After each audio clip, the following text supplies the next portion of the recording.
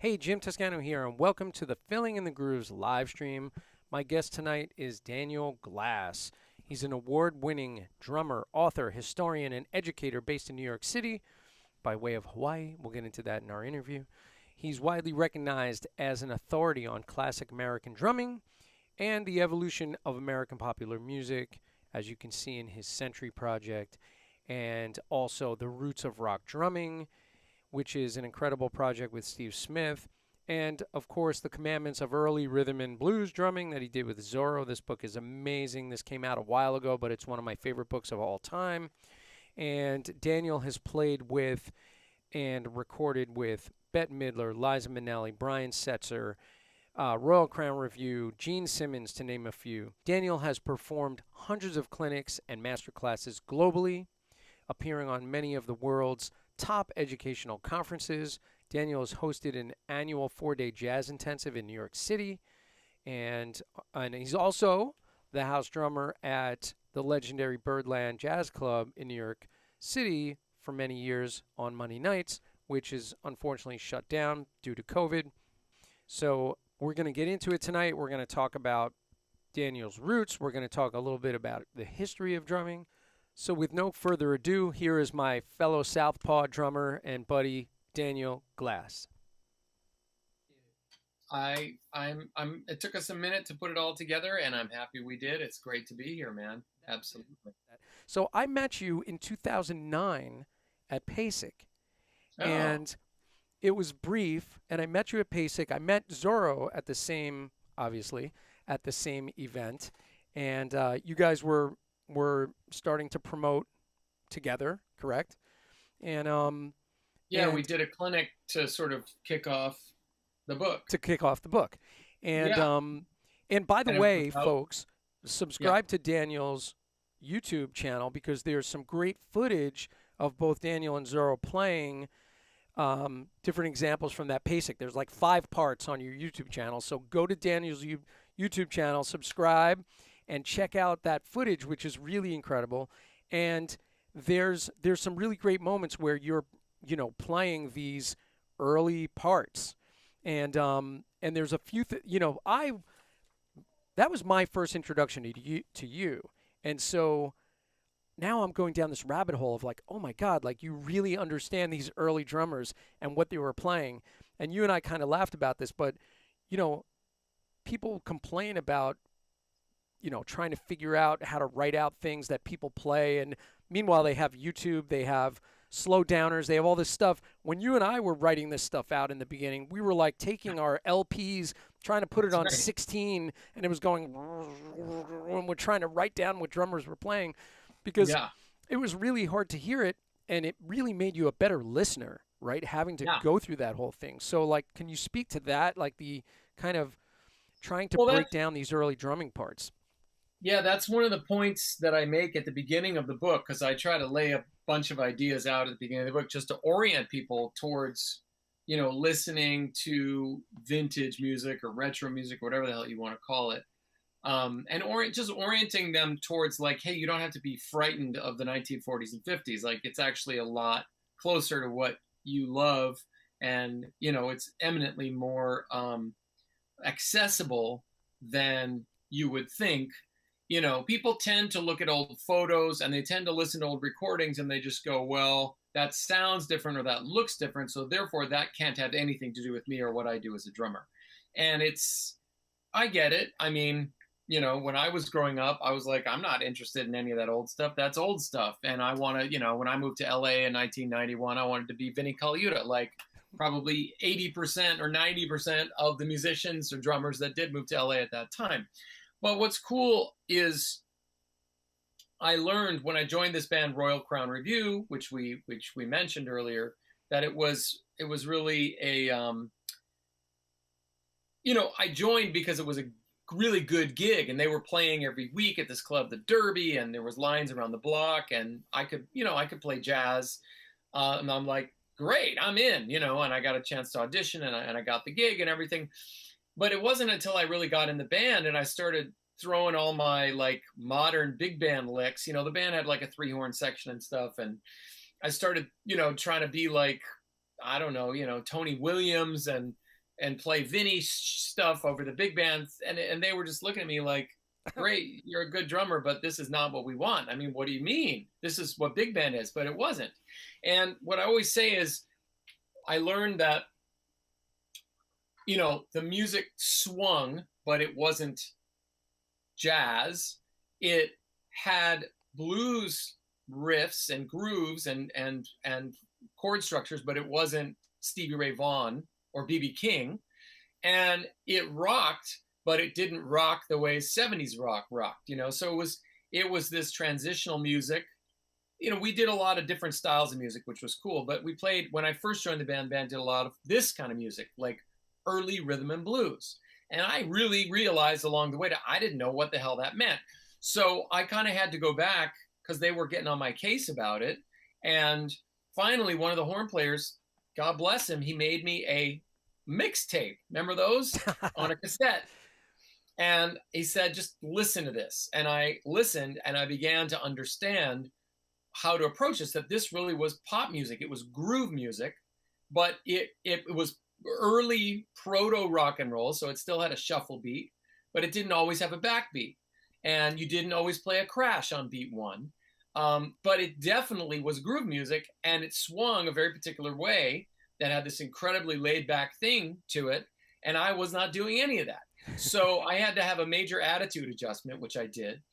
But along the way, I realized, you know, and then, by the way, another aspect of the book is that I interviewed a lot of the great drummers who made the music that influenced us, because we were on the road all the time, and we were based in LA, and a lot of guys had either been in LA, like Earl Palmer, who became a good friend of mine, or had retired to LA. And, you know, Louis Belson's another example of an older generation that I became friendly with. I interviewed him many times. We became friends. I mean, it was kind of an amazing experience. And guys like, and we'd be on the road. So I'd be in Nashville. I got to meet Buddy Harman, who was, you know, the greatest. He was the inventor of country drumming. There was no drums in country before he came back from music school, got out of the Army in the early 50s. And, you know, some of the artists in Nashville were saying to the producers who were against drums, because there were no drums in the early, it was an acoustic art form. But, you know, rhythm and blues was taking off in the 40s and 50s. So suddenly everybody wanted more of a groove. And, you know, so, I mean, I stayed at Buddy Harman's house. I mean, he, you know, we were nearing the end of his life. I went to his house one time and I interviewed him and made a DVD for his family of his life story, which was just so incredible and special for me to be able to do that for him. You know, God. I made little chapters and, you know, like, I used whatever iDVD. I don't know if you remember that. Yes. You could actually make a DVD. You could author a DVD. So I spent hours driving myself up the wall trying to do this, but I was able to do it. So anyway, what I learned, and I say this in the book, is that, like, sometimes you're like Columbus. And what do I mean by that? Columbus wanted to go to the West Indies, I guess the West Indies, or it was the East Indies. I can't remember which Indies it was. He wanted to go to the Indies, right? And he was going to find the gold and spices and frankincense and myrrh and make $1 million. And instead he runs into the East Coast of the United States and does something entirely different, you know, but no less important, and perhaps more important because it establishes the relationship between Europe and North America. So in some ways, I moved to LA to be Vinnie Colaiuta, and here I am, known as the guy who teaches everybody about old school music, which is the weirdest thing ever. But hey, I embraced it, and it became my thing. But doesn't mean that I'm, you know, I guess, like, I had the benefit of growing up. My first band in Hawaii, when I was in 8th grade, I joined a band of 9th graders, which is cool because they were already in high school, and nice. It was a Sabbath cover band. So when I was like in 8th grade, 13 or 14, I was playing like senior parties doing all Sabbath. I mean, it was insane. Like, I didn't know what the hell was going on, but those are my roots. My first drum hero was Ian Pace from Deep Purple. And I was just on, we were telling you, the Deep Purple podcast.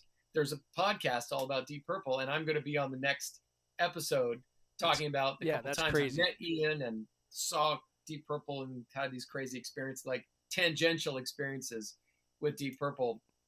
And I also kind of broke down the whole drumming thing for their audience because they never had a drummer or a drum historian or a drummer aficionado to give them the drummer's perspective, so that was sort of why And I was there. But for those of you that don't know, Daniel is a lefty drummer, as am I, and Ian Pace, lefty drummer from Deep Purple, who was one of my early heroes as well. Yeah, because if you're a lefty, you're looking for validation, right? Yeah, exactly. It's like, okay, I love that guy's drumming, and he sets up the other way, so great. Exactly. So to get back to your question, like, because I grew up playing rock and I sort of became converted to understanding more about the history and evolution, and then sort of made that my passion. For me, the mission as an educator has been to try to find people where they are at now in the 21st century. I understand their perspective. Right. Those old photos and those old recordings seem like something they shouldn't have any connection to. And really everything I do as an educator, whether it's writing books or the DVDs or clinics or now online courses, which I'm jumping into, always looks at the history and shows how this stuff does relate to us today, that if you spend a little time learning about it, it will make you more employable here in the 21st century in any number of ways. And that it's also great, like, and important music, and it will hit you if you tweak your ear right. It will hit you the same way that rock and roll hits you, or whatever more modern style that you're into. So that's sort of become my mission, but I feel like I've gotten pretty good at it. Because when I do clinics, people hang out, and I'm not talking about anything newer than, Ringo. Yeah, exactly. Sometimes depends what clinic. The other thing is, to what you said, how it makes you more employable, and it's super important. I mean, you and I both have one funny common thread, that we both played with Vince Giordano for a minute in the Nighthawks, and Wow. I think we talked about this at a Sabian artist hang at the Collective, I think. So Yes. I played in his band for a bit, and I remember the older guys in the band, because I was pretty young at the time. They were like, "How do you know this music?" And in my head, I'm going like, Bugs Bunny, man. Like, I was listening to like cartoon music, but also my dad gave me a Benny Goodman record. I had, early jazz albums that my dad had around the house, George Shearing, all this different stuff. So I kind of had a reference point, and also from movies, I had a reference point, because I liked Charlie Chaplin and I liked the Marx Brothers, and there was all this kind of stuff in those films that I was relating to. So that allowed me to have that gig for however long I had it, and that made me meet other people that played some swing music, and so it's kind of shaped me as a player, and I'm sure the same for you, playing this stuff early on. And I want to go back kind of to the early Daniel Glass as the player, because we're going to talk a lot about the educator, but as the player, and I learned this on your podcast. By the way, Daniel has an amazing podcast, which your podcast is so cool because, first of all, you're getting the history lessons. You're bringing in interviews with different guys, which I think is really incredible, and you're telling your story in a very relaxed kind of way. I listened to all the episodes, and then I followed you over to Nick Ruffini's thing with Drummer's Resource. So now you're over there, and I think the last episode I saw was 569. Well, that's 569 Drummers Resources. Yeah. Yeah. So some of those are the Daniel Glass Show on Drummers Resource. Yeah. So I mean, that's a lot of episodes. Yeah. Well, they're not all mine by a long shot. I mean, Nick was one of the first drumming podcasters, and I would still consider him to be the granddaddy of them all. Yeah. In that respect. And what's incredible? It was fun for me because in the world that we live in today, everybody says, "Oh, everything's got to be a super short soundbite. You can't go deep on anything." And when I saw podcasts kind of taking off, first of all, I write books that are 152 pages about shuffles that take 8 years to write. So I like to go deep. I'm a go deep kind of person. Oh, yeah. And it's like, so when the podcasting thing started to happen, Nick actually suggested you should, start doing your own podcast. And I thought that's a great idea because there is a market of people out there that are interested in going deep. Yeah. And, podcasts are not for everybody. Or maybe one day you're in a Twitter mood, a 280 character mood, and the next day you're in a 2-hour podcast mood. So right. there's nothing wrong with that. And I do think that the world that we live in today offers us ways to access things, and there's a market for going deep. And so thank you for that. Yeah, man. For sure. And, it's kind of funny because I feel like, wow, I'm so late to the game listening to podcasts, because in the past, and podcasts have been around for a long time, in my head, podcasting is new. And it's like, it's been around for years. Yeah. But to that point, listening to your podcast, I learned a lot of things about you as an early, budding musician. And one thing I thought was kind of interesting, and maybe you could speak to this, like, first of all, you grew up in Hawaii, which is unique to us New Yorkers for sure. And your parents were into music to a certain extent, and they took you to your first show, which was, I believe, Fleetwood Mac. Is that correct? It wasn't my first show, but that was my first really big rock concert. Yeah, big rock concert. Yeah. And they weren't amazing. They weren't too happy about that. But yeah, for them, they were like, okay, we're never going to one of those again. And I was like, how soon can I get to the next one? Right. And what's in the air? What is that smell I'm smelling? Yeah, exactly. Because, Hawaii in the 70s, let's just say, Pakalolo was part of the lifestyle. Yeah, part of the culture, right? So part of the culture, yes. So now, when did you first starting to play? Is that school, like elementary school or junior high? Well, I started taking lessons when I was 7. Okay. Interestingly, my mother was my mom's a super hip woman. And an artist. She was she did many things. She was an academic. She has 3 master's degrees, but as a young woman, she lived in Philly, and she used to come up to New York, and she actually studied with Martha Graham, who was like the kind of the modern inventor of modern dance. And she was really into modern dance. And because of my dad's job and stuff, we ended up in Hawaii, and she did some modern dance there. She got involved with the university. But when I was 5, she broke her leg coming off of a dance, and really shattered it, like, in a very bad way. So she had obsessing on it. And so she said, the teacher said, when you're 7, you could start coming. So I started like snare drum and timpani lessons and stuff at 7. And it's like the female Maury Spivak, right? Kind of, although unfortunately she wasn't the most inspiring teacher. She didn't really get into technique too much. She was just more like, this week, page 18, next week, page 19, and like, gotcha. It's a shame, because at that time, like today, if you're a kid and you're into, Nirvana, you can go to a teacher and they're going to teach you Smells Like Teen Spirit, say. Yeah. But in my day, in our day, yeah. when if you were into, Deep Purple and you went to a teacher, they made you learn jazz and bossa novas or, hand technique, because that rock stuff was garbage. Yeah, exactly. You're going to learn the Paso Doble and you're going to like it.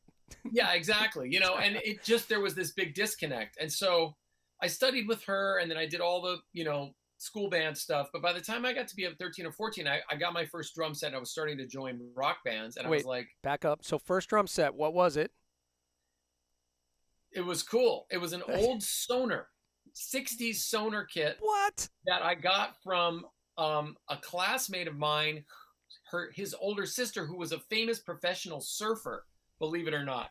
And she was getting rid of this drum set, $100. So, wow. Yeah, that drum set had a cool history. And then when I got rid of it, I got a new drum set, which was the dumbest move ever, because it was like, why would I do that? Yeah, but we know? My bandmates were like, it's shiny and new. And it was like, had I even known, a cool old Sonar, always way to go. But I ended up selling it to another guy who ended up touring as the opening band for Nirvana in the early 90s. So that drum set probably was on the same stage as Nirvana. All right, we got to go down a rabbit hole, looking at video footage, looking for your sonar kit. Going from professional surfer to me to Nirvana, so wow. that was kind of cool. I mean, just, growing up in Hawaii was a really interesting experience. And one of my podcasts, I talk about all the concerts I saw growing up. And the reason is that you would think that Hawaii was a real backwater culturally, which it was to some degree. But on the positive side, bands on their way to Asia from the mainland would always stop in Hawaii because they all wanted a vacation in Hawaii. And so to pay for the vacation, they would always do a gig. So we got every great band coming through Hawaii when I was a kid.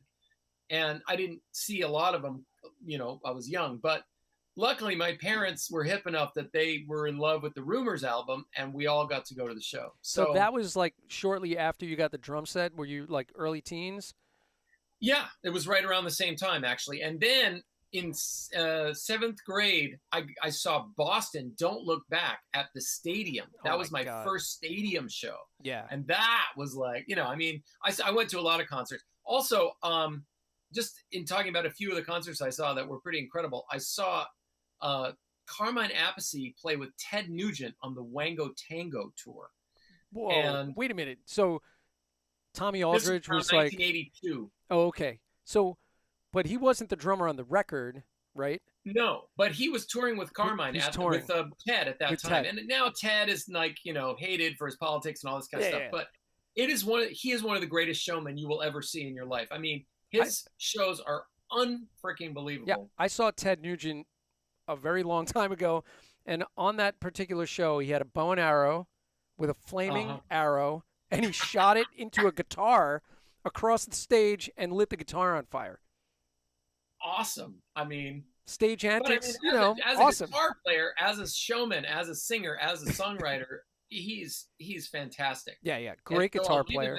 I don't agree with his politics, but I'll give him his props as far as that By goes. the way, on that record, to talk about a weird, no one's going to know this, but Terminus El Dorado is a shuffle, sort of it's sort of between swung and straight on that record. That's kind of like a down tempo, and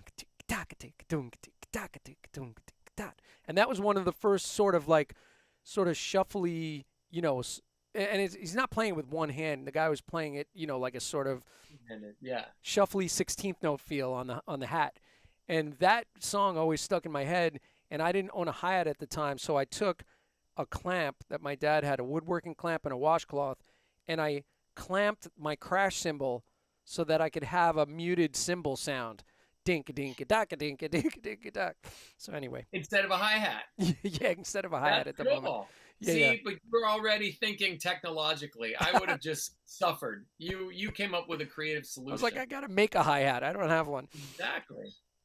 So you saw Ted Nugent. Anyway, growing up in Hawaii, I was fortunate. I also saw the Police on the Synchronicity tour with Stevie Ray Vaughan and Bryan Adams opening. What? That was another stellar Oh my God.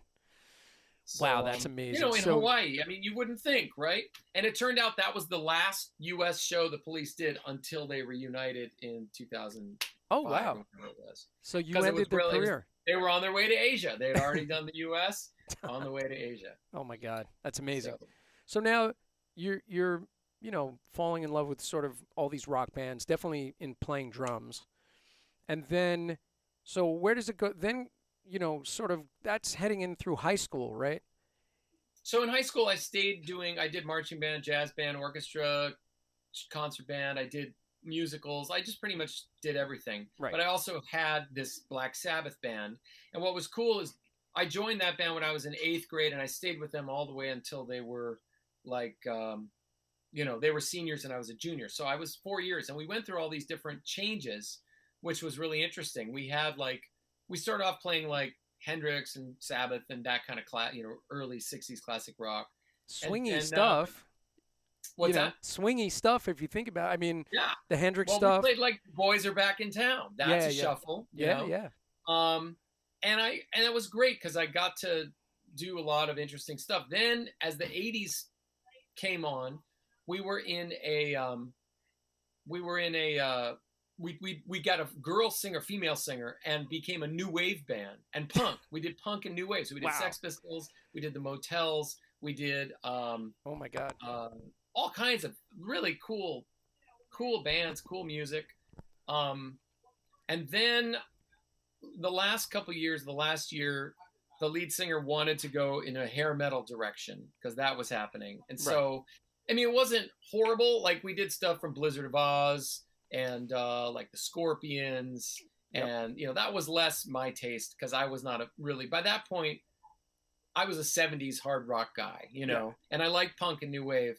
When the hair metal stuff came in, it lost me, you know, like that's when I said, okay, well, I like what I really liked about that music, and you can see why I became a jazzer, is that, for example, Deep Purple, they would do these long extended jams like Led Zeppelin would, and they were virtuoso musicians, you know, in their genre. They were incredible songwriters, and they really you know, I mean, at that time, rock bands still had enough jazz and blues in them that they would freely improvise and go on extended jams. They really pushing the boundaries artistically in that sense. And I know a lot of people think oh God, I can't stand a 10-minute drum solo. And I'm not a huge fan necessarily of it became like you had to do that. And a lot of people were not equipped to do that. Right. Yeah. But that set me up to appreciate improvised music. Right. And so as rock lost those elements, I found myself leaning more towards prog, and then prog was the gateway to jazz, fusion jazz first, and then from fusion jazz to, it's funny. We have a very parallel sort of path so far, it seems. Yeah. And, what's funny is like what you were saying about, sort of an improvisational spirit, like the song Burn from, I mean, greatest. Unbelievable. The sort of drum solo within the tune, all those fills in between. How many times did you listen to that? And 1 million. Yeah, 1 million times. And so yeah, same for me. I mean, from sort of the hard rock stuff, and I was kind of into also Aerosmith and as you said, Boston and Foreigner and all these bands, and then heading into the prog side with King Crimson, Genesis, yes, like all that stuff, right? So yeah, and then I ventured further, like Gentle Giant, and got, like the weirder the better, the more out. Yeah. I was like, bring it on, Crimson certainly pushed those boundaries. Definitely. And that connection between, okay, I heard Bill Bruford with Yes, then I heard him with King Crimson, and then like kids, I always say, like, oh, they just go on the internet and they look up a discography, and then they hit that guy's name, and then they go, oh, who did he play with? And they're drawing all these lines and parallels, and they can build a family tree of musicians that's tremendous just on the internet. You and I were going to record stores, flipping the record over, going like, oh, he played with this guy. Wait, who's Jeff Berlin? Then you're looking up that guy. Then before you know it, you're down this rabbit hole of like reading backs of album covers to find out who played with who. So we had to do it kind of the old-fashioned way. Which was great. Yeah. I mean, when I started being more of a professional musician, I was on the road. I was just constantly in vintage stores, antique stores, record stores, old bookstores. Those are my favorite places to go. Yeah. And I'm so grateful because, I got over on this side of the room, there's a ton more bookshelves. I got boxes of books in LA. Interestingly, one other thing about my very hip parents, which I did not appreciate at the time, but they refused to get a television when I was a kid. And I was very resentful. But what it did was I was listening to the radio 24/7, starting about 1970. And I read a bazillion books because I just became a voracious reader. And, and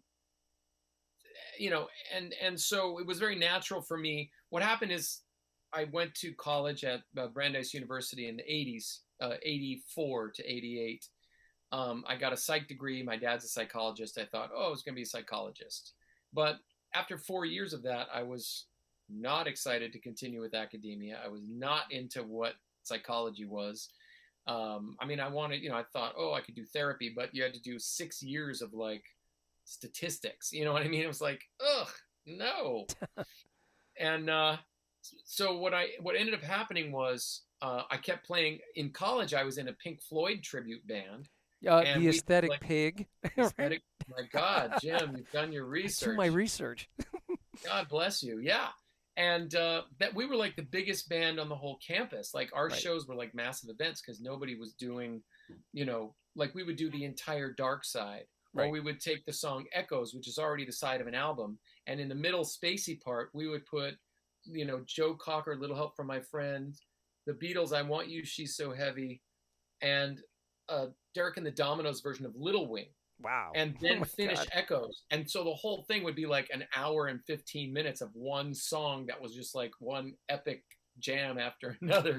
Did you go back to like the Omagoma stuff or like um We didn't okay. go back. We did stuff from metal. I mean, we did Echoes, which was Right. like the great, because that's what I was passionately into. And so to find a bunch of guys that wanted to do that, we had, beautiful woman with flowers in her hair and a white dress singing Great Gig in the Sky. Like there were psychedelic movies behind us. I mean, for a little podunk college band, we were pretty ambitious in our production value. Yeah, So our yeah. events, would draw like 800. We would fill the campus ballroom and stuff. I mean, so it gave me a taste. And then I also was in a Led Zeppelin band at that time with this phenomenal guitar player. We actually have had a couple of reunion shows in the last couple of years before COVID, which has been really fun. But in any case, I got done, and I felt like although I loved rock and I loved progressive rock, it was still like orchestrated. You could Yeah. listen to an entire Yes song that was the whole side of an album or a Genesis tune, but if you went and saw it live, they were going to play it the same way. And I was like, I'm ready to like improvise, like, really improvise. And I happened to start studying with a wonderful teacher. I stayed after I graduated, I stayed in Boston for the summer. And the guy's name is Bob Gulati. He just died last year, tragically, Right. but he was an Alan Dawson product at Berkeley, like Steve Smith. By the way, I also saw Steve Smith with Journey in Hawaii in 1980, What? Oh my God. before they became lame. Did you tell him that? Well, we've had long conversations Yeah, about I'm it, but sure. it was my favorite period before like Open Arms and the Power. It was before Jonathan Yeah. Cain. It was when Greg Raleigh was still the keyboard player, and that show blew my mind. And one other thing that was so special, both that Journey show and the Ted Nugent show, it was so lax, the security, that if you sat up in the balcony, you could go down Right. and you could walk around the arena and stand behind the drummer, and nobody would shoo you away. And I watched both of those shows, the whole show from behind the stage, just observing. And you're not far, right? Because they're at the stages at the end of the arena, and you're just up one level watching. So those were really important, moments for me. Yeah, yeah. Those, Um, you used to be able to do that at the garden when I was a kid. You could walk around behind the bands. I It's know. I insane. mean, That who that would would have, never who happen would have now. thought it? No, hell no. So in any case, it was definitely a different time. But I feel so fortunate because by the time then after college, I studied with this guy for 5 months, jazz, and all of a sudden, and he taught a lot of the Dawson stuff and did a lot of incredible. He was an incredible teacher. And in 5 months of studying with him, I was like, this is it. This is what I'm going to do for the rest of my life. I Yeah. just knew. Wow. But then I had no money, and I was stuck in Boston, and I ended up took a gap year, went to Israel for a year. And I sort of said, if I'm this into music after this year, when I come back, I did like a program where I worked, but it was also an opportunity to travel. I just wanted to take Yeah, some time man. off. I went to Turkey for a month and Egypt, and traveled in that area.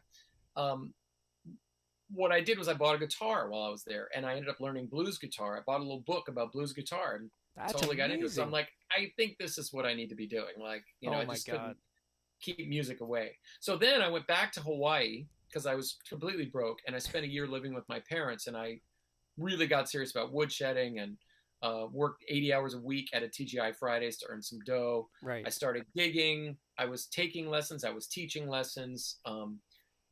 In fact, during that year, I got to see the Chick Corea acoustic band with Weckl and Patitucci. Wow. Pretty awesome. I got to see Branford with his quintet with Kenny Kirkland and Tane Watts. Again, these people came to Hawaii. So I got, by then I was really getting into jazz, and I got to see some amazing jazz during that time, some great shows.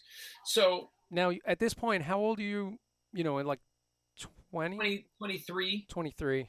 Okay. 22, 23. And then I moved to LA when I was 24. I took Right. another whole year in Hawaii, Yeah. and I went to the Dick Grove School of Music. Right. I was And going to ask you about that. So, yeah, which was an amazing school, incredible faculty. The head of the bass program was Johnny Carson's bass player for the last 18 years of the show. wow. Um, uh, and John Ferraro, who was Larry Carlton's drummer, Chuck Silverman, who was an amazing Latin teacher, educator, Yeah, Chuck player, Silverman. Peter Donald, who's not that well known, but he had played with John Abercrombie and all these guys, and Steve Houghton was the program director, for crying Wow. out loud. So I Yeah. got a year with Houghton, which is why I went there, because I'd gotten into his big band book. So I got to, study with just some incredible and heavyweight people. And after a year, I jumped in. I started going for it and doing what we do. And it took another couple years. Some of the guys from Royal Crown also had been students there, and they started pulling me in on a jazz side project, which was called the Jazz Jury. And from that, I jumped into the main band. Oh, cool. So that's how that began, with Yeah. Royal Crown. Gotcha. And just real That quick. band had been going already in LA for 5 years, and I was lucky enough to they had some issues with their drummer and bass player, who were more punk guys actually, and Right. so they got the sayonara, and I was fortunate enough to drop in. Yeah, and the cool thing, and good for you for that, and the cool thing about that band, and sort of that, if we want to call it a genre, or sort of it was like an emerging genre of this sort of punk meets retro swing kind of thing, right?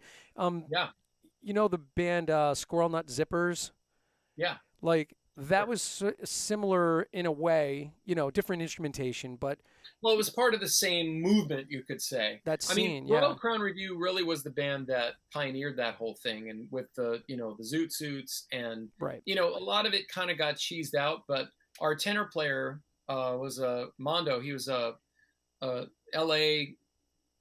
Grew up in South LA, like South Central. His dad was an original Pachuco, who wore his zoot suit. It was wow, back, people don't know the zoot suits were they started in Harlem during World War II. And it was a fashion statement.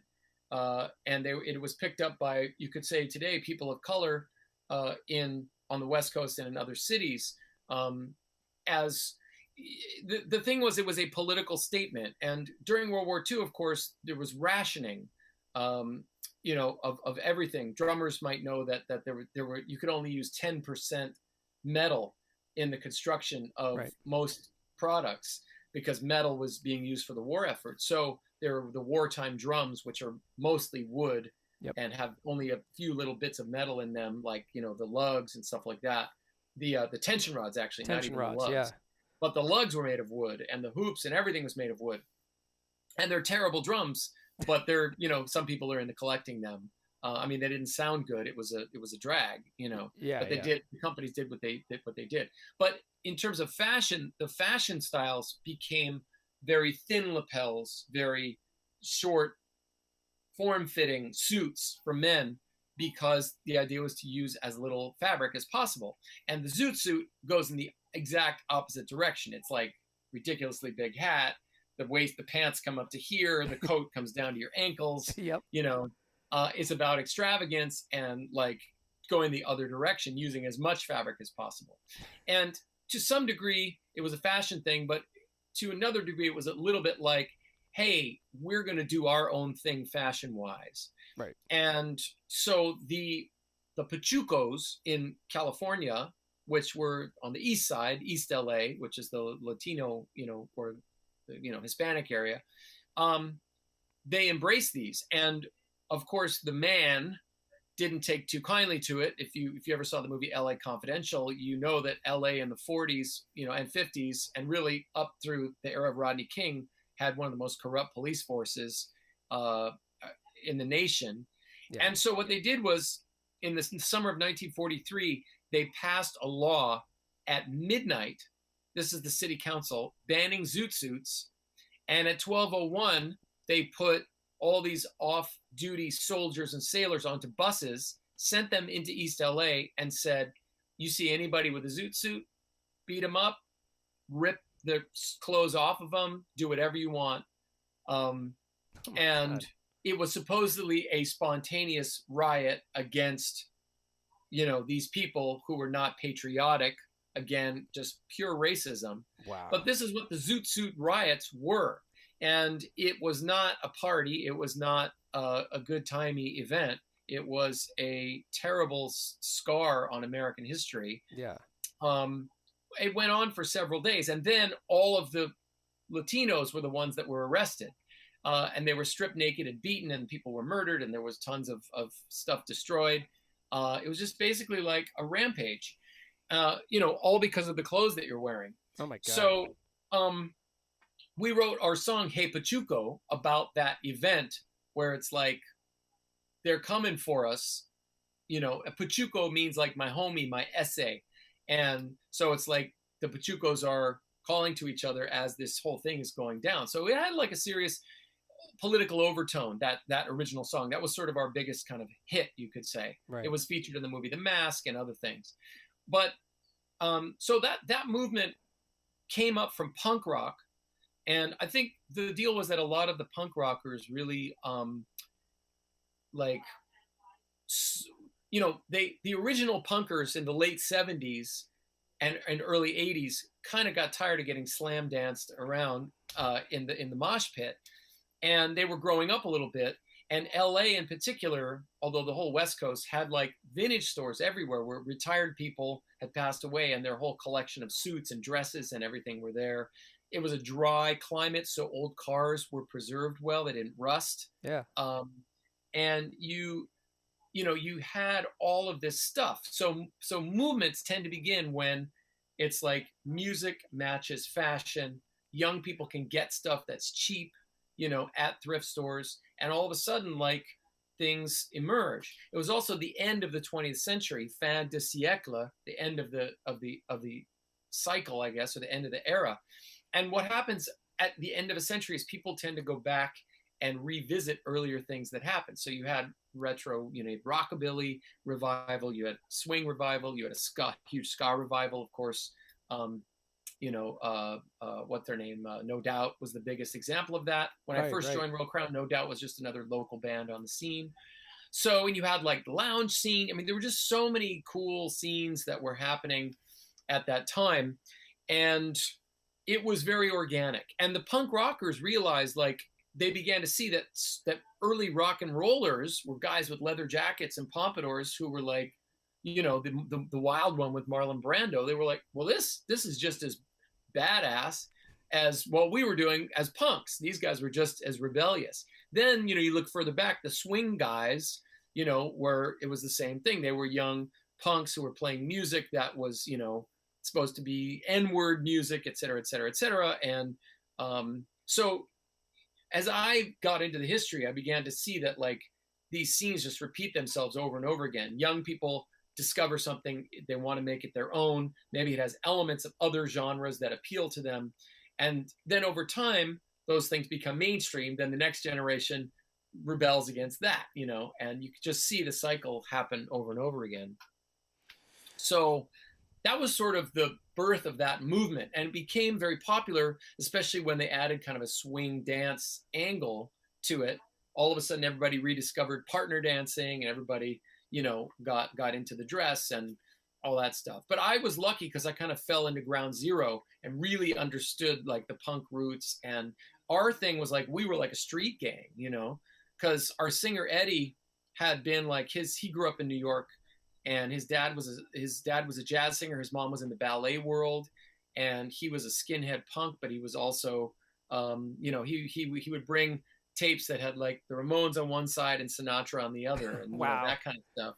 So, it was a very special time, and that band was really special. And it sort of got cheesed out pretty quick, but the fact we got signed to Warner Brothers, and we had a chance to work with Bette Midler, and James Brown came to a bunch of our shows and befriended us. He was, claiming he was going to take us on the road with him. We did a summer tour with the B-52s and the Pretenders. We opened for Kiss and Neil Diamond in the same week. Yeah, I have questions. I have a podcast about that.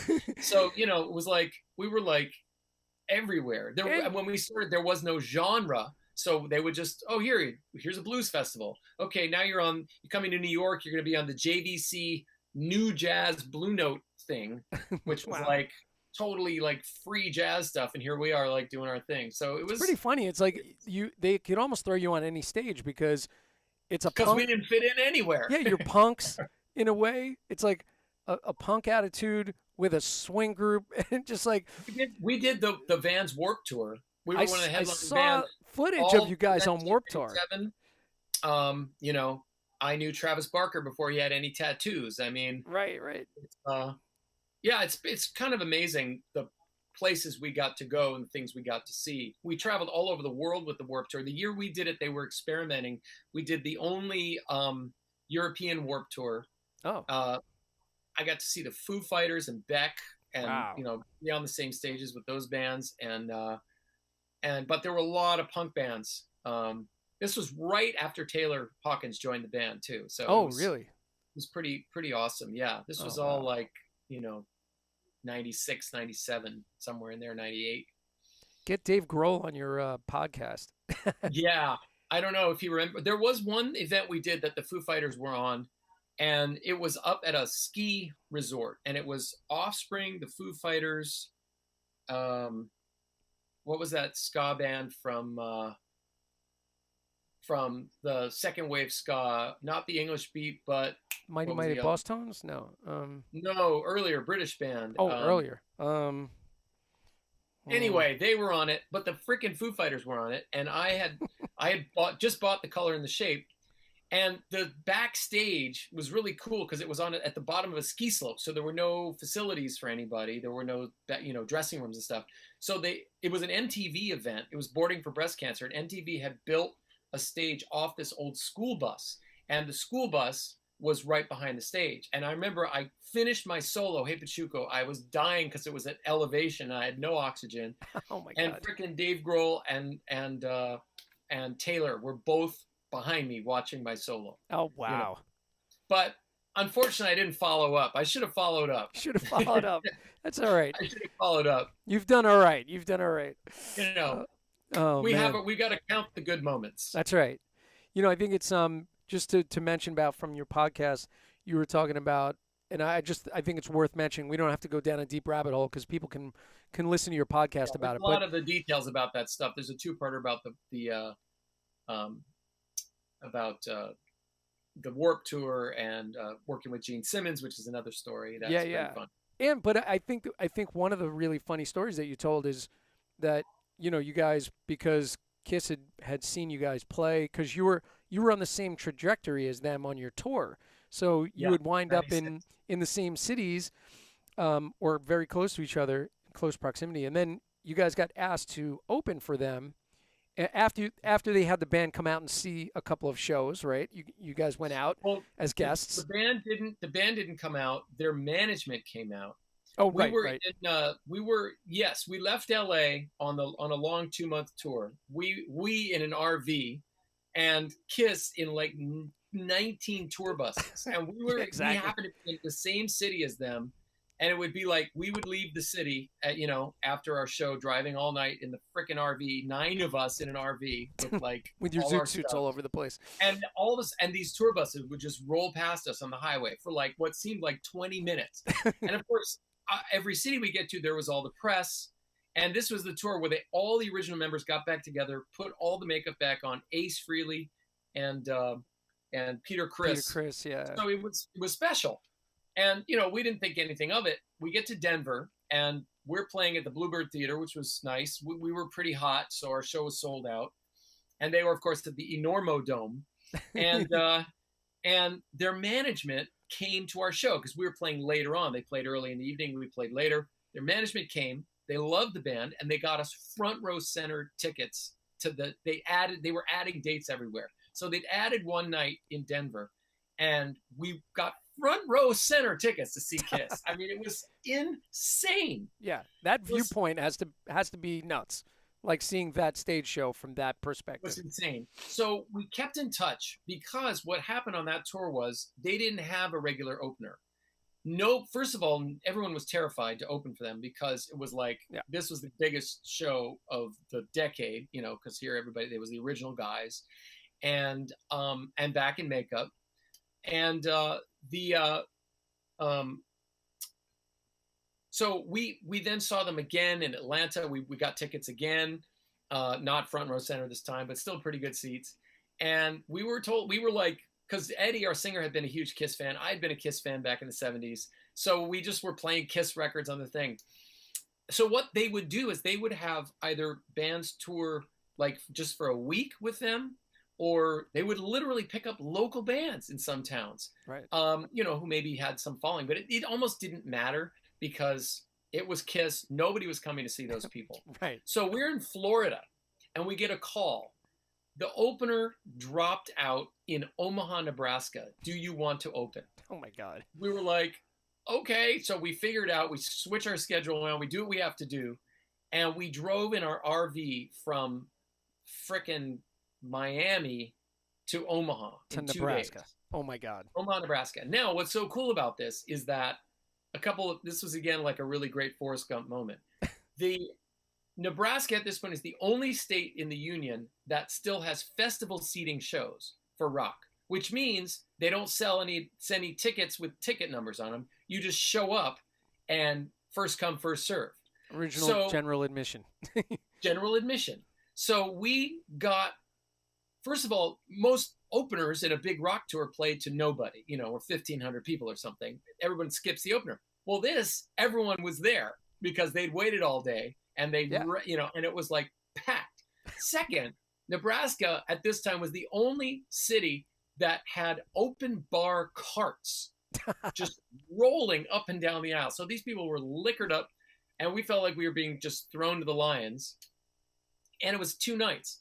So I think they gave us 20 or 25 minutes. That's all we got. Yeah. But we gave it our best, man. And one night we got them. The other night they were just like dudes like, yeah, not so much. just the whole show. Just Kiss. Oh my God. Yeah, they were not interested in the opener. But we got to know Gene through that, and a bunch of years later, we did a three episode arc on his reality show. Yeah, that's pretty amazing, right?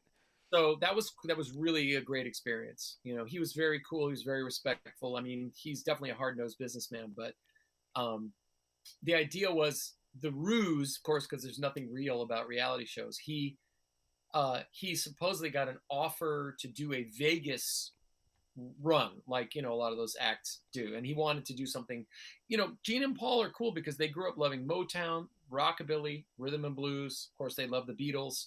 Those were their influences. And so we did like Jackie Wilson tunes and this guy, Roy, can't remember his last name, but like all black R&B stuff, shuffles. Wow. Yeah. And we ended up going to A&M Studios where they were in the room where they recorded We Are the World, like one of those epic LA studios. And we recorded 4 tunes with Gene. He produced. And the idea was we did it in the studio. And then when we went to Vegas as part of the ruse, and we got to go to his office, which is like 20-foot high ceilings with Kiss memorabilia all the way up and down the walls. It's a huge space. Oh my God. So we went to like have a meeting with him that they filmed for the show. And then we did the thing in Vegas, and that was staged. The idea was like he gets lost or his car breaks down driving to Vegas, and Carrot Top has to drive and pick him up, and he barely makes it to the show. Total contrived. Why does that storyline make any sense? No parts of that make sense at all. But what was cool was that what he wanted to do was have us play along with the tracks. Okay. In Vegas so that it would sound bigger on television. So it was, you know, a lot of cool things. And it was great. It was a great experience. Just real quickly, because I have not paid 1 ounce of attention to my chat room, but real quickly, and the whole beginning of the chat was, I can hear you, I can't hear Daniel. Oh, now I hear Daniel, I can't hear you. So apologies to everybody for the rough start, but I'm going to just mention the folks that were in there right from the very beginning. Pat Ross, one of my students in Erie, Pennsylvania, is in here. Joey Pinto, how are you doing? Lucia Seminara, one of my young 12-year-old female students that is just in love with music, and she's a great little drummer. She's in here. I'm sure she'll have a question for you. Ross Amoroso from Ohio's in here. You know Ross. Ross hosted a Zoom class with Daniel, and I was kind of the tech guy on that. That was extremely fun. Anthony Cuisine is in here. Very good. Sergio Bellotti from who teaches at Berkeley. You know Sergio.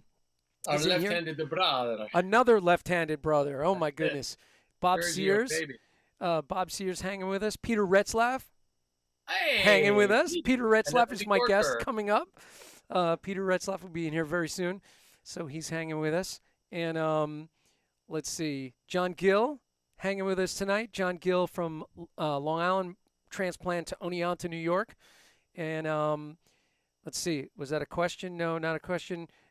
Dave Clive hanging with us. Dave Clive, my good buddy from Brooklyn, who has the Brooklyn Gretsch Museum. He's a Gretsch collector. And Wow. And anybody who has the name Clive is all right in my book. That is one of the hippest names. yeah, man, definitely. And Dave is not only a Gretsch collector, but very, very much into New Orleans drumming and the history of that. So very cool. He studied with Johnny Vodakovich and Stanton Moore a bunch. Rick Potts hanging with us tonight. He said he couldn't hear Daniel, but then he was back, and then all that. And then let's see, who else?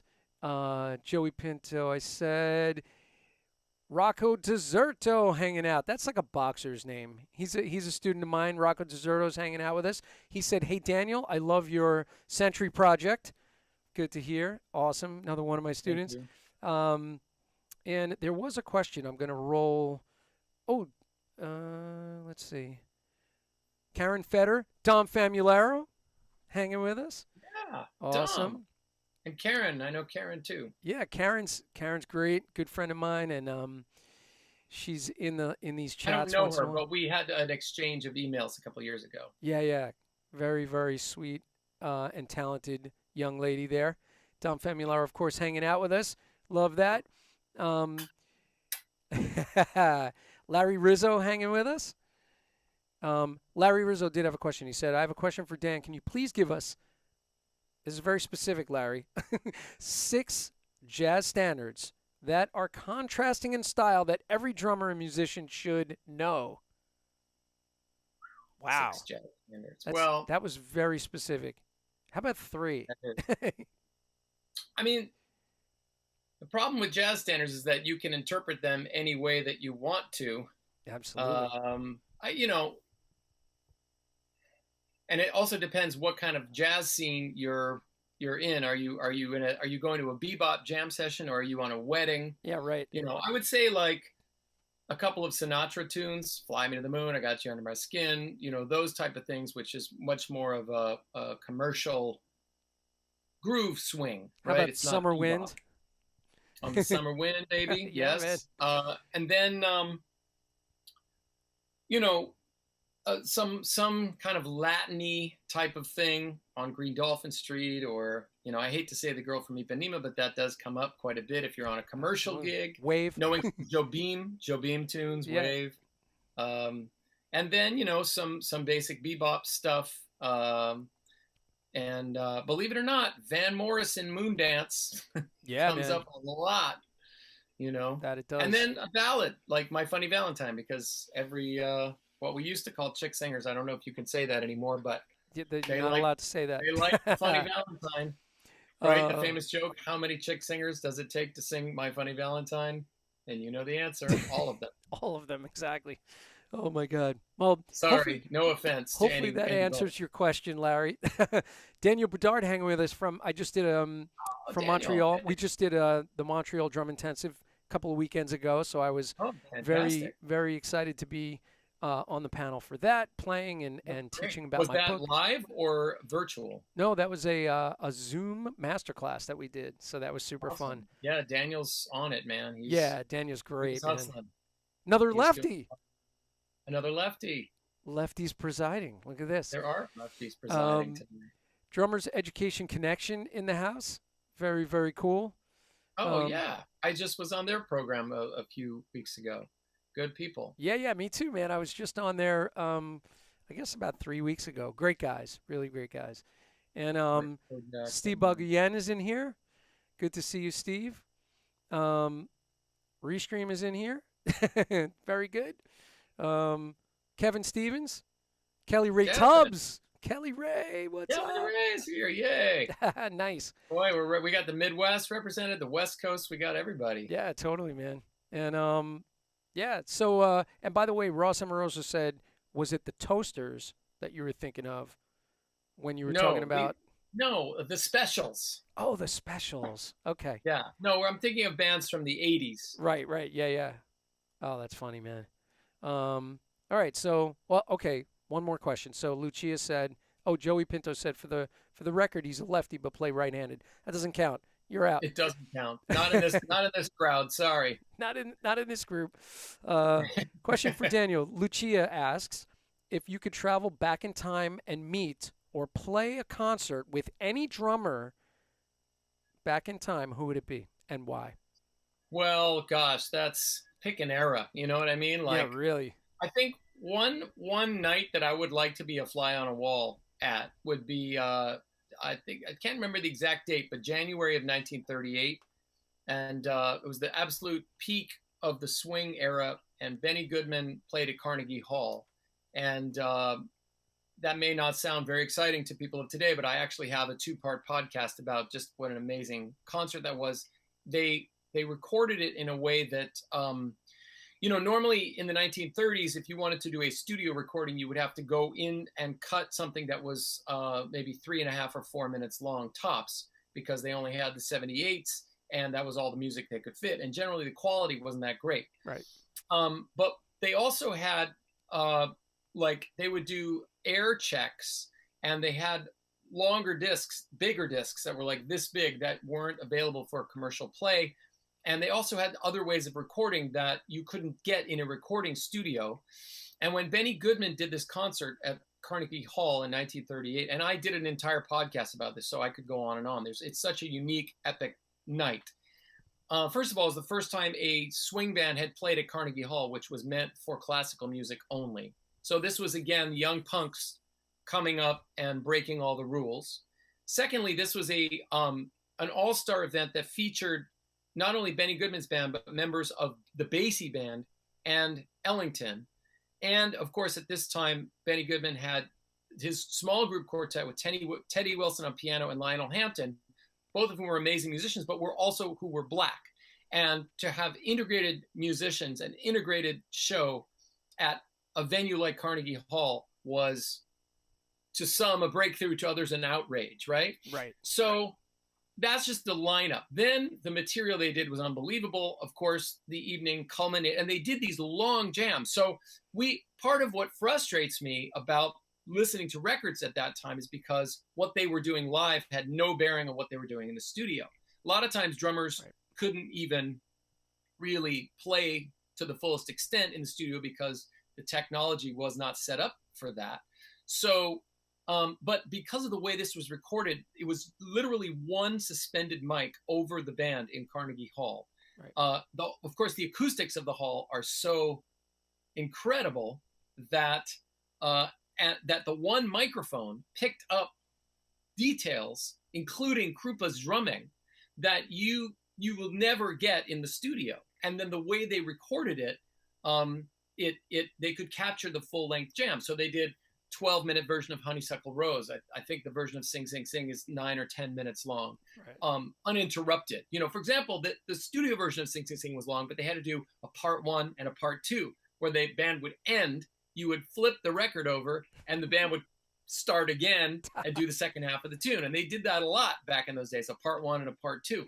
So then the most incredible part of the story is that the tapes were used whatever for that night on the broadcast, and then no one knew what happened to them.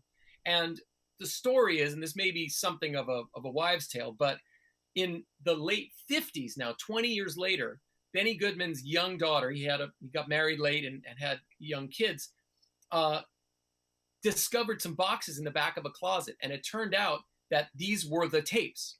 Now, in 1959, they had just come out with LPs. Like that LPs and 45s came out at the same time. One, to appeal to the new post-World War II youth market, the baby boomers, who could only afford one song. Right. and the other to appeal to adults because now you could put more music on per side. So, it and what's so incredible about this concert is the performances are insane. The jams are amazing. You got all stars out the yin yang. It was like absolute high point, but the audience it's the first, like, what we would consider to be a rock audience, like a live album, like a rock live album where the audience is roaring. And in listening to this, again, this is sort of like, helping people today try to understand that old looking music and old sounding music isn't so different from today's music. The audience is like out of their minds, roaring. And you hear Krupa in absolute glorious detail. You can hear everything he's doing. Now, again, if you listen to the studio stuff, you can pick some of that out, and but you have to really listen. Yeah. This is a lot easier for modern ears. And so that happened. Then the same night, the Goodman Band finishes up. This is like an epic moment, sold out, and they run uptown to the Savoy Ballroom in Harlem, where they proceed to have a battle of the bands with Chick Webb, who was the greatest, like, black band leader. Again, we all know about Chick Webb, but his band they would cut you. Their Savoy was their home base. Right. And, so there was a huge battle of bands, which was not recorded, but one can only imagine. Oh my God. God. That would be my night to go back in time and just go to both of those concerts. Unbelievable. And, just to the point of Gene Krupa, he was kind of the first celebrity drummer, right? I mean, think about, he was put in movies and the matchbook thing, like, all that stuff just made a celebrity out of a drummer, right? Yeah, well, I mean, he was the right guy for the right time. Yeah. Basically, the technology got better. The ability to record got better. Jazz, which had been really kind of a something on the side that respectable people didn't listen to, had now achieved mainstream success. So audiences were bigger. And, the big band allowed drummers to step out and play more fully at full volume. And it's funny because in the Sentry Project, my DVD, I have a list of all of the tunes of all the other big bands that once Sing Sing Sing became a hit, and which was it wasn't even a drum solo, it was a drum feature. Yeah. He has featured sections where he's playing certain things. It wasn't like he was just freely soloing. Right. But every single big band, Basie, Ellington, just like, Woody Herman, they all had to have their drum feature after that. So as a result of Krupa, the drum feature became standard in a band.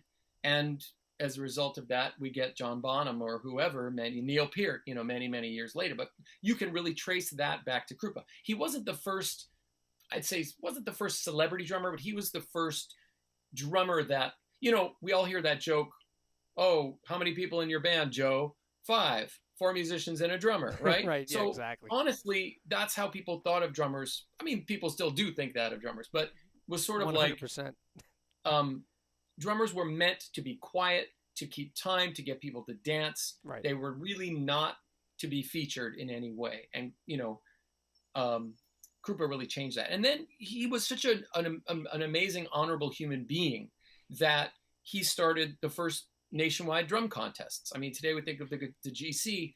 Krupa was the first guy, and who was the winner of the first Krupa contest was Louis Bellson. Right. Which people don't really know. But this was a nationwide thing. It was enormous, and it was like Ringo of 30 years earlier. It got people, tons and tons of young people, into drumming. And again, this was still depression, but kind of coming out of it. So the drum industry was recovering, and the elevation of the big bands and swing, which really used the drum set as an essential instrument. You couldn't have a jazz band without a drum set. That was like really the first music that the drum set was essential part of it. So and then as an educator, he wrote some of the, first drum set books about this style of music, swing drumming. So he really was and he was a movie star, of course, and all that, but he did so much for drumming. It wasn't just about him being a star. He really elevated the entire, profession or the entire entity of drumming, any style. Right. And what's amazing was people don't realize this. The other thing was that because of the way that he played, I mean, Buddy was his peer. He was a couple of years younger. He could play circles around Gene chop-wise. Yeah. But Louis Bellson told me that there used to be these Jazz at the Philharmonic all-star concerts, and they would always have two drummers. So whenever it was Buddy and Gene, Buddy would play all this insane stuff, and then Gene would just play something that was really like zap toga doo booga take do ga, and the audience would go nuts. And what Gene was able to do is connect with regular people. And this is a message, of course, we have to drummers, that don't play for other drummers. I mean, you can, and that's cool, but like if you want to be employable, play to regular people. Yeah. And connect with regular people with what you're doing. Make people dance, even if it's not shake your booty dance. Get people moving. This is what I spend a lot of time talking about with my students. Pulse, concepts of pulse, and how this idea of pulse stretches across eras and generations. Why? Because it is it makes people move. So, okay, come back and do that next week. You're hired again. Right, exactly. I sold a lot of food and drinks. You're hired again. I mean, it really does come down to that kind of thought process, I guess you could say. So in any case, Krupa, also he was Slingerland. He was the guy at Slingerland. And, Slingerland was the most popular company at that time by far. And he's on the cover of every Slingerland catalog, every single one. I found them. I went down to the Memphis drum shop. Jim Pettit has banks of catalogs. And Krupa was on the cover of every single one from 35 to 64. Oh my God. That's amazing. And what happened in 64, we all know what happened. The torch was passed to a new greatest drummer in the world. And things had finally changed. But for 30 years, Krupa was the cover of the Slingerland catalog. Wow, and was amazing. The most popular drummer in the world among regular people. Right.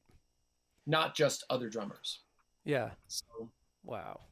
It's pretty deep. For me, as like a young teenager, Louis Bellson was really the one that got me really interested. Seeing a drum feature for the first time, maybe not the first time, but for an extended period on this PBS Louis Bellson Big Band show that I taped on a video cassette. And cool. He was playing, he had his big double bass kit with the rototoms, and I'm thinking like, that's what rock drummers have, not jazz drummers. And then he's doing this beautiful solo. Remember all the cymbal work up on top and the brush work in the solo, and I was just like completely enamored by it and amazed. Then comes the double bass, and you're like, whoa. Yeah, it's like, he's got a double bass kit. Oh my God. So yeah, Bellson was definitely. In the Traps documentary, the other thing that goes with the Sentry Project, talking about gear, I list all these gear innovations that we think are modern today, like having a floor tom on your hi-hat side, or having a cymbal stack, or having a rack, or having a double bass pedal, or having two bass drums. There's a big long list that I scroll. Yeah. And every one of those are innovations that were happening before 1940. They were already happening before 1940. So, there's not nothing, but there ain't a lot of new stuff on the block. It just gets, and just that cyclical thing again. Yeah. And speak to that for a second, because actually the Sentry Project, which anybody that doesn't have it, go get that, because it's just an incredible piece of history to go through, really learning from the beginning, through everything with the development of playing and drumming. But then there's this companion DVD, right? Traps, which is all the kits that you guys had for that first project. You had all these drums. And so then you went through all the drumming, and you had John Aldridge, right, with you, explaining sort of the history now of all the instruments that you had. So we tell the 100-year story of the evolution of drumming and the drum set, 1865, the end of the Civil War, basically to 1965 and the British invasion, which is an incredible journey. And one of the DVDs does focus on it talks about where this piece of gear came from and when the hi-hat showed up and the toms and all that. But it also it talks more about the evolution of playing, and so there's a lot of demonstrations in that too. And Traps looks at exactly the same story, but from the gear side, and Right. really gets into every nut and bolt, and badge and finish and hardware, and um, it was quite a project putting all that together, but it was it was fun. As And Vince Giordano had a tremendous collection oh of yeah, snowshoe hi-hats and all this different yeah, stuff. he's got And a lot of cool stuff. he had a lot of cool stuff. In fact, I became pretty good friends with him for a while, and he had all of his rolls, piano rolls, meticulously cataloged in his house. And Yeah, have you and been to his house then? oh yeah, yeah, I was his, in his his house a his whole bunch. basement that's like full of filing cabinets of sheet music and Two all kinds of houses, two houses full of two stuff. houses. Yeah, And when Jojo Mayer was doing the second DVD, Secret Weapons 2 yeah. for the feet, Feet. I brought Jojo over to Vince's house to check out all these old pedals that he had because Right, Jojo right. was kind of going down the rabbit hole of Yeah. discovering early foot technology. And so I brought him over to meet Vince, and Vince had all these films of early performances that were really amazing. So Yeah. it's so cool that Vince made me in the year 2000, 99 or 2000. He made me uh, a video cassette of a bunch of cool clips. The famous Freddie Crump clip. I don't know if people have seen that. Go check that out on YouTube. Now it's all on YouTube, but this was before YouTube. right, So right. Um, speak quickly just about Baby Dots because there's a film right that has a lot of history, but I was looking at his hands today and this one clip. So he's playing traditional grip, but his one of his hands is very like squished in the front here, fingers pushing out in the back, and it just might have been that one little clip, but really, I mean, he's kind of the foundation, right, of what we well, do. what I would say, I mean, every generation learns from previous generations. It just so happened again that when Baby Dodds was active, first of all, the drum set was really starting to be used in jazz.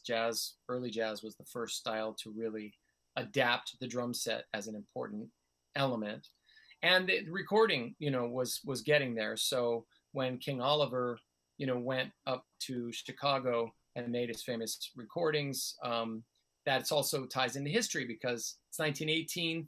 The first pandemic had just hit. World War One was over, and they shut down the red light district in New Orleans, and that's where jazz had flourished for all those years. So there were some changes happening. We were just about to move to the Roaring Twenties, and prohibition was kicking in. Liquor was made illegal, and a lot of these black musicians were headed out of New Orleans and going up the Mississippi River, working on the riverboats and stopping in cities like Kansas City and St. Louis and Chicago, and then on to New York, and also out to the West Coast. And so all of this kind of led to jazz really being heard by the world. And it just so happened that Dodds played with some of the most important New Orleans artists who were all emigrating out of New Orleans because of all these factors. And so he was on some early recordings.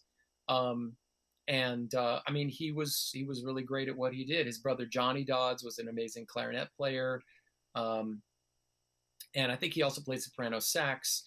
Louis Armstrong, was part of that King Oliver band. King Joe Oliver, he was Louis Armstrong's mentor.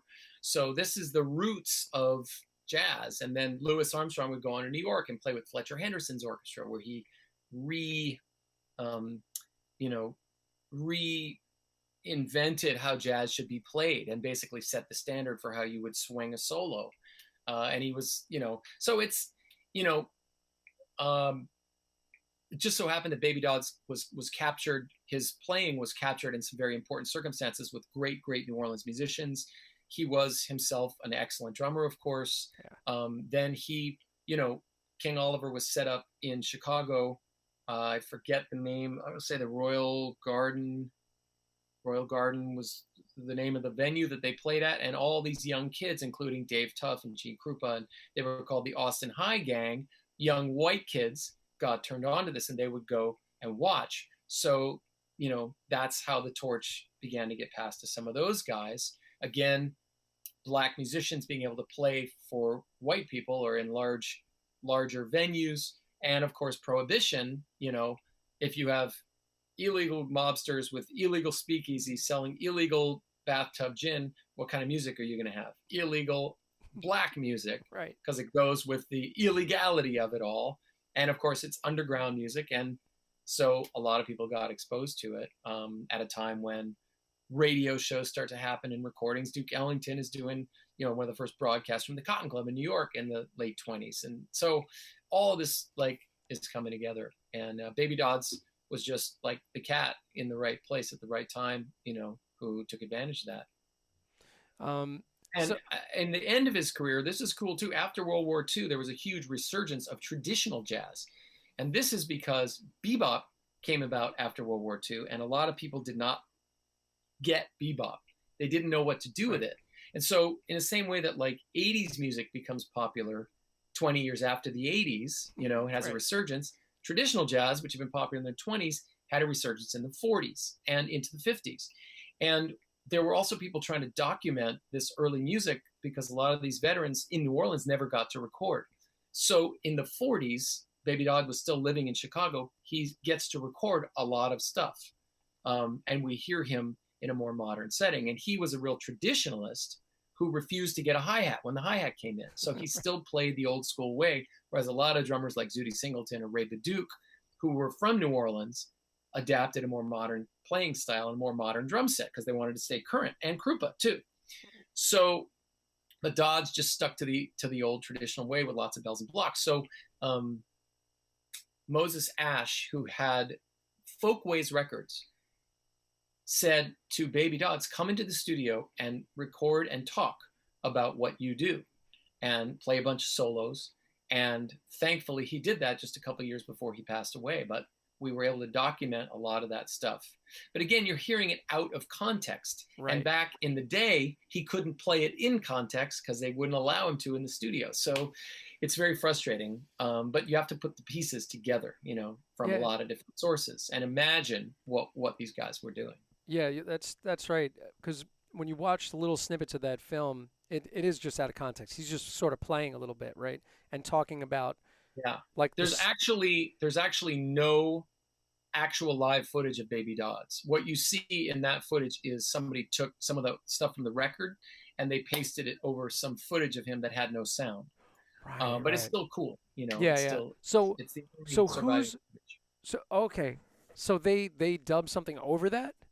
Yeah, they put audio over that video and sort of slowed the video down to make it seem like it was matching. The first time I saw it, I was like, "Oh my God!" Right. Footage. Yeah, but no, it's not. Okay, because and it doesn't exactly match up anyway. You're kind of looking at it, going like, yeah, And to speak to his quote unquote bad technique, I mean, people talk about tracing technique back to George Lawrence Stone and Sanford Moeller and stuff like that. Well, those guys came from a place of European rudimental drumming, and there was a tradition handed down, and they were literate. Yeah. But a lot of the New Orleans musicians, it was an oral tradition, and it was not about having good hands and knowing the French grip or this or that.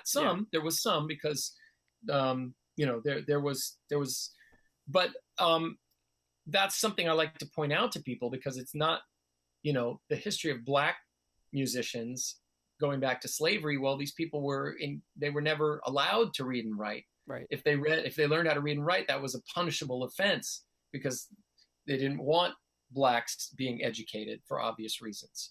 So, it is that tradition developed in a whole different kind of way. And even today, I remember seeing the kick, snare, hat thing with the gospel choppers. Right. When that came out, that was a DW product. And I went to the opening because I'm a DW guy.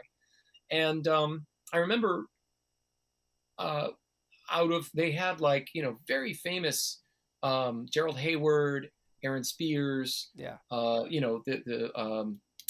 What's her name? Now I can't remember her name. I know who you're thinking of. I can't think of her name. She's one of the heavy female gospel choppers. Gillespie last name? No. She goes by Queen something now. Yeah. Anyway, but out of the four of them, only one of them actually could read music, and the rest just made their way by learning in church. And then Teddy Campbell was there, and he got up and said, everybody needs to learn how to read because I have a career because of that. Right. Teddy Campbell being the American Idol drummer. Yeah. And you couldn't do a gig like American Idol if you couldn't read, obviously. Yeah. But that tradition still is around. And so I'm not putting any judgment on any tradition. It's just the way you learn. There's great drummers that come out of all of it, and it's all good. Like, it's part of what makes America so awesome, what makes the drum set so great. Right. And, to that point too, think of everything that Baby Dodds did with whatever his technique was. He made it work. It sounded great. It felt great, Exactly. So he made people dance, Made people dance. He influenced a huge generation that then influenced everything that we do today. So yeah, man. No less influential, even though there wasn't the European technique involved per se. And maybe there was, I don't know, but I tend to think probably not. Right. Well, man, I mean, so I have to get going, unfortunately, very shortly. So I would love to talk a little bit about what I have coming up. That's what I was about to get to, because I was going to say, man, we could go all night. I got 9 million questions for you, but I want to know what you got coming up next. And I know you have a masterclass coming up very, very soon. I do, on Saturday, actually. Yeah. And I'm just in the process of editing it right now because it's going to be pre-recorded. But sweet. I've been teaching privately for about 20 years. And I got in, a lot of people jumped into Skype teaching when the pandemic hit, but I've been doing it for 9 or 10 years. And ever since I discovered Skype, and I was in Australia, I had a student who was like, hey, do you have Skype? Let's do some lessons on Skype. I was like, sounds good.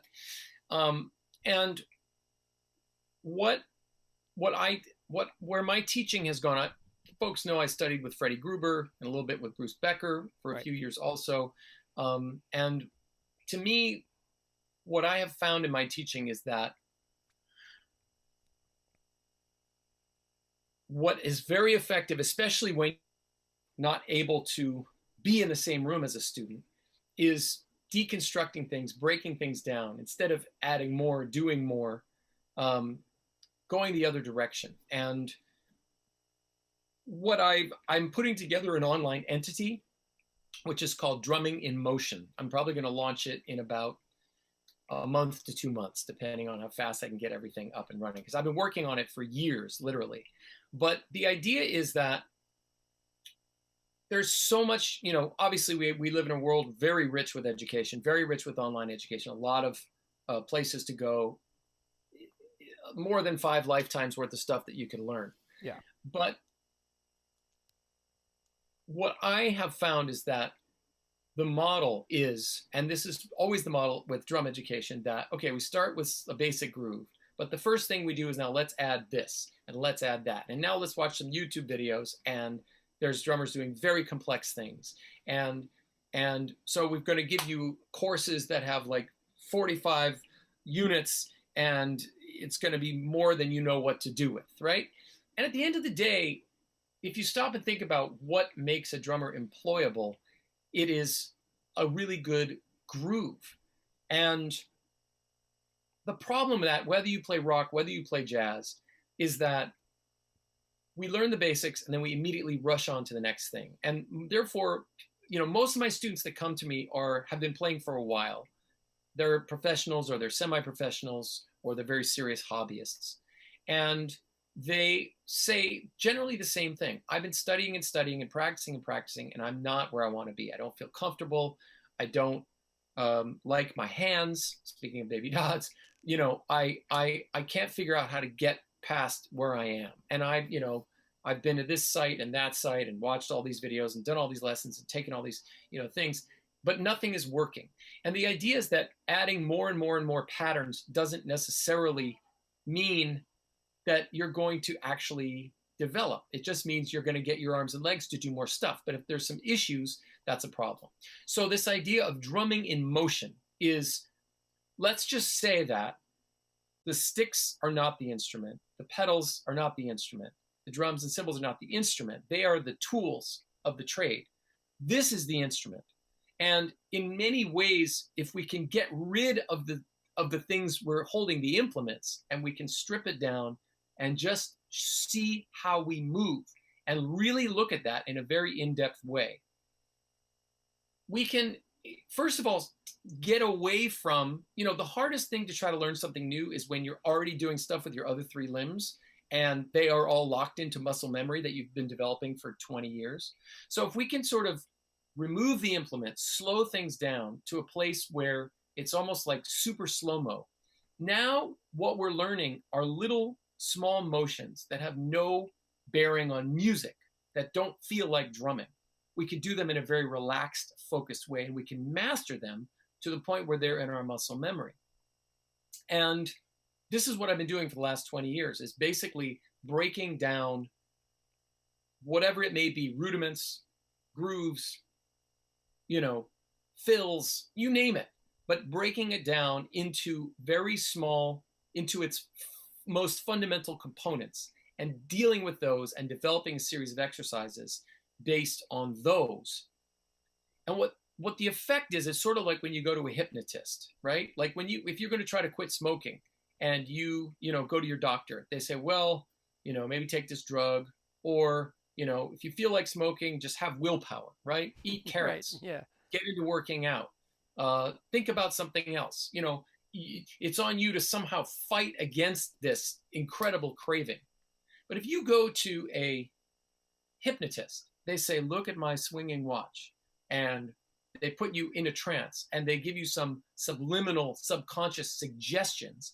And if they're good, and there are a lot of good hypnotists out there, and they've solved a lot of people's issues, you wake up the next day and you just don't feel like smoking anymore. That to me is sort of the idea behind this motions of drumming in motion kind of idea. And so a lot of the exercises have no sticks, no pedals.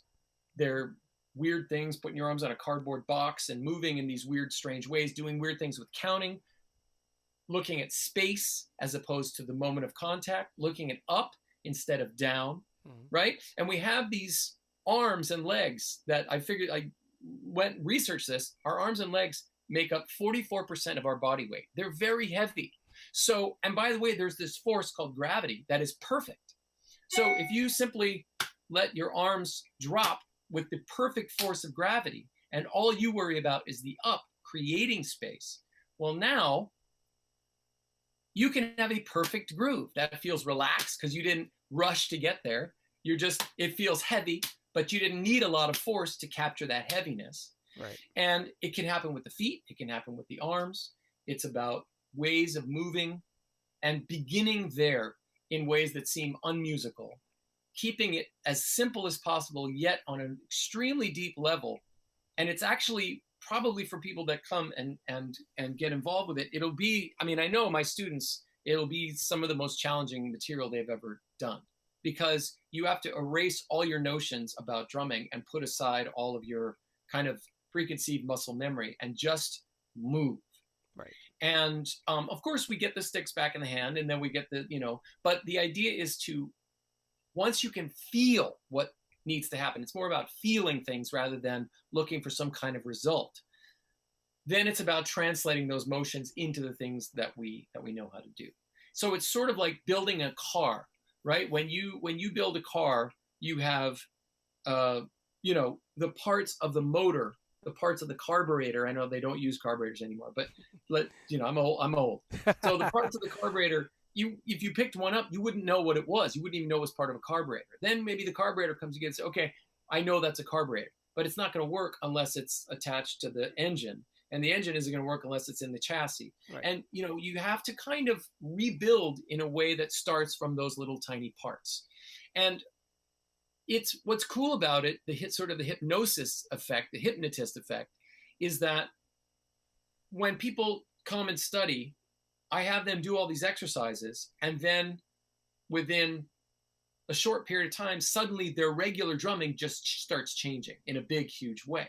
So it's not like you have to learn everything over again. Right. It's that you're getting to the heart of how you're moving. You're being more relaxed. You're being more fluid. You're allowing things to happen. You're utilizing gravity and your limbs. And all of a sudden, everything else you do suddenly goes like shunk, you know? Right. So the first course is, I'm editing that right now. It'll be ready to go in a few months, couple months. It's called Finding Your Golden Groove. And the idea is, let's take the very first rock groove that, that we ever learned when we sat down at a drum set, and let's revisit it in a completely new, deconstructed way. And let's put it back together again. And let's look at fills. And the fill I teach is a crash on beat 1. That's it. Right. Because, if you can't crash on beat 1, then don't even bother playing fills. And everybody can do it, right? Right. Like some people might look at this material and go, well, I could do that. I could play that beat. That's not what it's about, And that's unfortunately the attitude that drags us down into the pit of confusion, is that we start with that very simple beat. We attain a certain level of capability, and then we rush right on to the next thing, or we rush to play it as fast as we can, or whatever. We invite things like tension in our lives to teach us, and then that becomes the deal with the devil, right? Yep. So these are the things that I deal with. Let's break it down. Let's relax. Let's look at our body as we do these motions. Let's begin to understand. And then I bring in the whole history component of, why are we doing what we're doing? We talk about pulse, right? So you think about, why is it that America's popular music always becomes the world's popular music? And it's because we have this unique thing in our country of African-American interpretation, baby dods, of European-American musical constructs.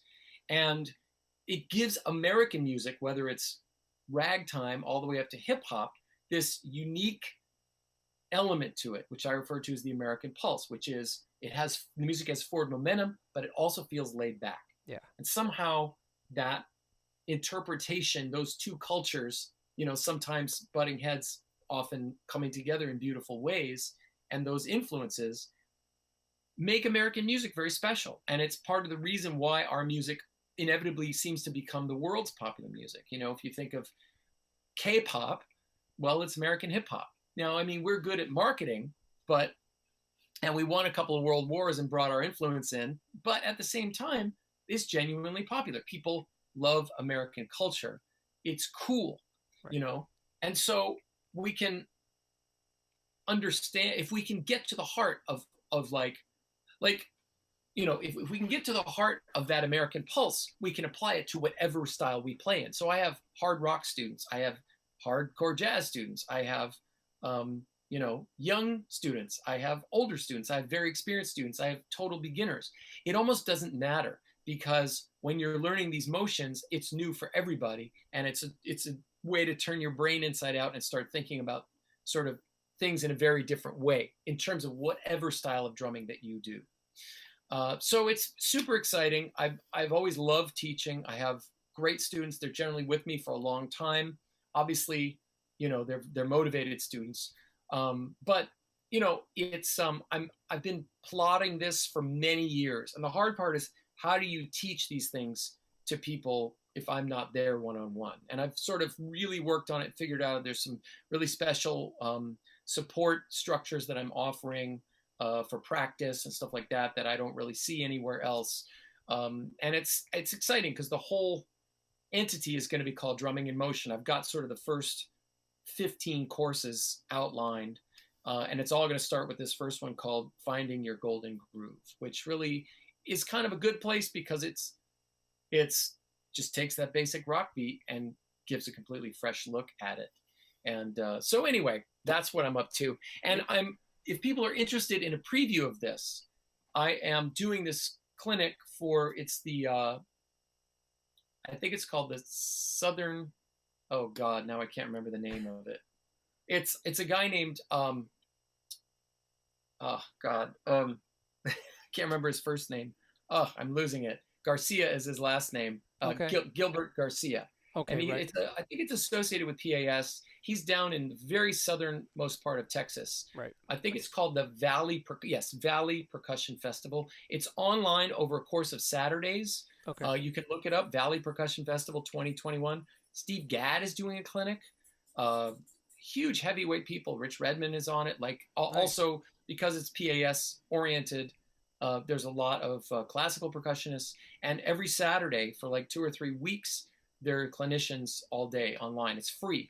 So I'll be presenting this Saturday, May 15th at 11 a.m. Central, which is noon Eastern, Yep. 9 o'clock a.m. Pacific. It's a little early. If you're in Europe, it's 5 or 6 or 7 o'clock at night over there. And I'm going to be using clips from the Golden Groove course and narrating people through those. So it's very exciting because this is sort of the first time I'm launching this material and people get an idea about what this course is about. And then the online course after this this masterclass, the online course, when it does come out, is that going to be listed on your website? Oh yeah, it'll be listed everywhere. I'm going to do a whole launch for it. So people, as soon as I finish editing the course itself, I just shot it a couple of weeks ago. I'm editing right now. I'll be done in a couple more weeks, and then I'm going to do a full launch. So I will be up in everyone's face. And that course will be on another platform, or will it be just linked right through the website? You'll be able to get to it through the website. I was able to get drumminginmotion.com, which I'm really excited about. So at some point, I'll get that together, and it'll all be hosted through that. But I'm using a platform called Kajabi, which I know a lot Kajabi. of courses are on. Yep. And it's I'm excited. By the way, I should mention to people, at the beginning of the pandemic, I dropped a course on shuffles. It was my first online course. And because it's the beginning of the pandemic and everybody had just lost all their gigs, I made it free. And it is still free at the moment.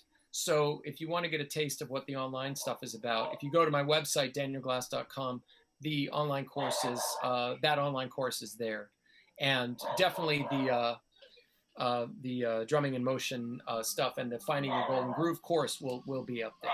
So I'm really excited about this. It's a dream I've had for years, and I'm excited to see what the world thinks about it. Probably a lot of people are going to think I'm nuts, but sometimes the best ideas, everyone thinks you're crazy, right? Because the world is zigging and you're zagging. But that's the way you got to do it, right? I've always dug my own lane. Everybody thought I was crazy for putting out a drum history DVD. And that seemed to have carried me for a little while. So I'm excited to share this with people.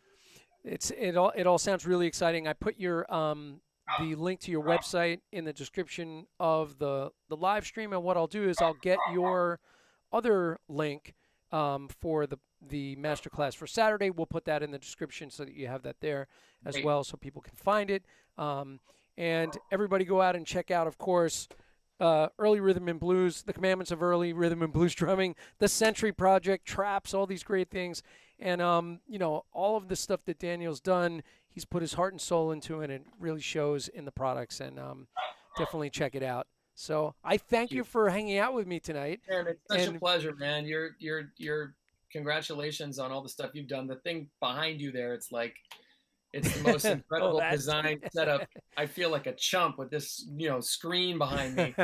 But yeah, man, it's just a pleasure, and congratulations on the show and on all the stuff you're doing. And you've obviously with the technology stuff, you've really jump forward with that. Yeah, except my mic wasn't working earlier, but what can you do? Wasn't working. But maybe down the line we'll do a part 2 because I have many more questions to get to, but we'll see how it goes. And I there's thank many you more stories to tell. Yes, there's always more stories, people. Indeed. All right, man. Well, thanks, and thanks to all the guests or the folks that hung out and were in the chat room and got through the technical difficulties. I appreciate the support. Thank you for everybody hanging, and we'll talk to you real soon. Okay. Peace. Peace.